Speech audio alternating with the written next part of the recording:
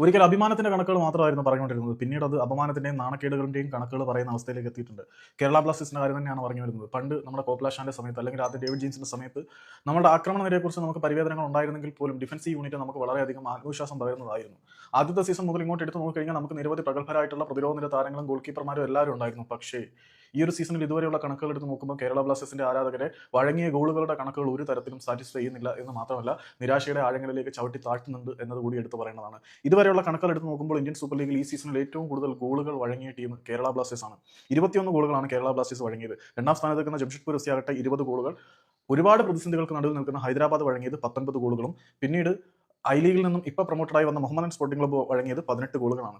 അപ്പം കേരള ബ്ലാസ്റ്റേഴ്സിന് തൊട്ട് പിന്നിൽ നിൽക്കുന്ന 3 ടീമുകൾ എടുത്ത് നോക്കിക്കഴിഞ്ഞാൽ അവരുടെ പ്രതിരോധം കേരള ബ്ലാസ്റ്റേഴ്സിനെ അപേക്ഷിച്ച് വളരെ മികച്ചതാണോ എന്ന് ചോദിച്ചു കഴിഞ്ഞാൽ ജംഷഡ്പൂരിൽ സ്റ്റീവൻ എസ്ഐ പോലുള്ള താരങ്ങളുണ്ട്. എങ്കിൽ പോലും നമുക്ക് പ്രതിരോധത്തിൽ കുറച്ചുകൂടി മെച്ചപ്പെട്ട താരങ്ങൾ ഉണ്ടോ എന്നുള്ള ഒരു ചോദ്യചിഹ്നമാണ്.